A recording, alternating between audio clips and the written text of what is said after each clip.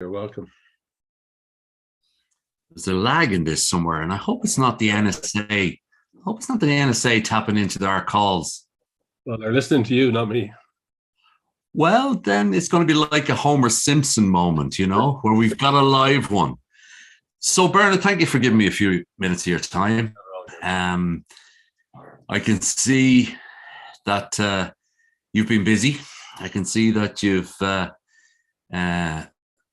kept yourself in the data space.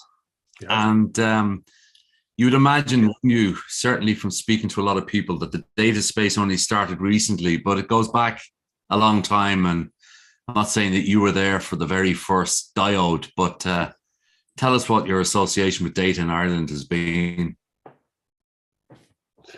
So you can hear me okay, Gary, can you? Yeah, I can, but there seems to be a bit of a lag. There's no doubt. If I have my glasses now, I can actually see. But go ahead, yeah. Well, so many moons ago, I got into this stuff, the data side of things in university. So I did a computer science degree, which at the time was the newfangled thing to do. And then worked in various enterprises in IT departments, and then after doing the year 2000 projects, decided to have a look at the data center market, which was only beginning to start in those days, and got into that, and with about 12 months before a big crash. So that always looked very interesting at that time. But even in those days, so in around 2000, I think 1999, we had 2 million square feet of data center space under construction in Dublin at the time, and well supported and viewed as the next generation. We had I think somewhere around there moved towards knowledge working. We had also looked towards investing in a lot more software and that type of industry. And everything was very positive. Unfortunately, we had that bust that happened. But then since then, I think the data center business has been growing, particularly in Ireland, particularly well. But I think that gave us a heritage to go and do things. Well, it's interesting because even in 2000, Ireland was already recognised by the likes of the OECD as the largest exporter of software in the world. Hebrew, German, French, Italian, everything was what was classified as localization. So, I mean, you even at that stage had what, a couple of decades in the... Just now. Well, you did start when you were 12. Yeah. Well, yeah. Look, we absolutely, and a lot of that, as you like to refer to them, was done on floppy disks and running IT systems of disks, hundreds of disk duplicators. But in that sense, yeah. Look, that was data going out or information going out, all of those being programs as opposed to data. Yeah. But it was a huge part of the industry here at those days. Yeah. And sometimes when we're in technology, don't we get very narrow and very deep and pick words that people we expect them to all understand, 5G and cloud and fiber and stuff, where sometimes it's nearly better to say, well, you remember those floppy disks? They used to go into a box and then into a 40-foot container down to the P&O ferry. Well, that's actually what data centers do. It's just the warehouse is different to the port. Yeah, absolutely. And it was more just a migration. What our let's say industry was based on then was, as I said, sending the applications out. We all kept our own data. Yeah. But then very quickly we realized, well, companies need to exchange data. We had a few companies that did very well in the next 10 years in the middleware space, where they were hooking these applications back together. And then since then, the next progression for me has always been that, and you often talk about it, is the proliferation of creation of data, and the analytics. Information is power, and the ability to be able to analyze that in one location has I suppose moved those programs from being quite complex things in their day to being more simple, where you've got now a lot of data sitting behind them, and that's how we get to data centers. And isn't it funny the way that words do matter so much? And now the word big data is being used to beat up the industry as, why does it have to be so big? And why do we have to have so much? But really, when I talk to people like you and other people who understand this space, it's more about the insights that one gets from the data than the data itself. Absolutely. And we've all got very, very accustomed to we'll Google that, or we'll look to buy that on Amazon. And now what you're beginning to get is people saying, yeah, but I get an awful lot of crap coming down the line. I want to be there. But that, big data went by capturing all the information it could. Yeah. Now the analytics is beginning to kick in.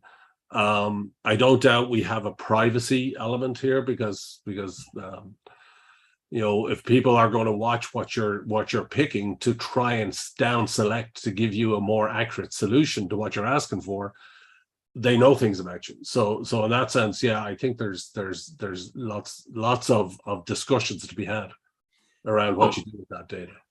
So I guess, again, not trying to paint both of us as relics, as it were, but one of the things that we're seeing as part of Host in Ireland is being part of a natural evolution of where Ireland and the Irish, this is an interesting space. And next week, we launch a report, which is really just looking at our partners and the evolution of our partners. And what we're seeing, Bernard, is that whilst there's a couple of billion being spent in data centers in Ireland, there's nearly 3 times that, would you believe, being spent outside of Ireland by just our partners. So the dividend seems to be that, you know what, we've learned a lot from building, from designing, from operating, and supplying into. Wonder, could we bring that to the world stage? In your current role, obviously, as you're looking at sort of site selections and putting more digital infrastructure in different places, you're probably looking back at Ireland a little bit different to when you were embedded deep and narrow into it, are you? I think, there's been a big progression, Gary. I know you reference to it a lot, but what we've learned over time, and then if you could, I don't have the number, but if you count all the people in Ireland in the data center industry, I think you're going to find there's probably 10 times as many Irish in the data centers industry outside Ireland. So we've actually, you always talk about the pedigree. We've built that. Yeah. For me though, there's been good reasons to do that. Like I've been faced, and one very clear example, I remember I took over a role, and the first thing on an interim basis, and the first thing I had to do was sign off 100 million to do a data center upgrade. And I looked at it and I said, this isn't right. And I'm a director of this company. I'm not going to sign this. But my first phone call was back into somebody here in Ireland. And within 2 weeks, I had the answer, which I thought in my head that I shouldn't be spending the 106 million. It should be closer to 92 million. And by the way, I can do it in a faster period of time using people like that. So I don't doubt that there's more and more expertise being used out of Ireland, just from the point of view that we've practiced it, we've refined it. We've developed with that. When we first got into this, Gary, 4 10 megawatt data center was huge. Yeah. I remember meeting DSB at one stage on one of the first ones, and it was 10 megawatts. And for the whole hour, the guy was just shaking his head. He says, I can power all of Dundalk with this. Yeah. And you want to put it in the building. But that's minimal now compared to what we're doing. And then that ability for people to understand the efficiency, look at sustainability, that's to the forefront of what Ireland can bring, and the knowledge Ireland has to be able to go and do this in multiple countries. And the other bit, the elephant in the room, as they say, is the perceived, I say perceived because I think there's a solution, grid issues here. And all I'm saying is that that's going to happen. It's already happened started happening in Amsterdam. It's happening in Frankfurt. Well, that's the point that we'll often make, is that, and not to be in any way swagger or demeaning of it, but part of the challenge of success of being one of the tier 1 locations is that there's a physical science where two universes collide. One is electrons and the other is us wanting to turn it into data. And I think I'm going to steal something you said before. It's the canary, or one of the canaries in the coal mine. Yeah. And so you know, for me, there's a couple of things here. Like we had a meeting a number of years ago, Gary, where we began to try and understand what the issue was. And you know, when you look at grid infrastructure, you know, electrical grid infrastructure, you know, most locations or governments will look at writing that down in 50 years. Sure.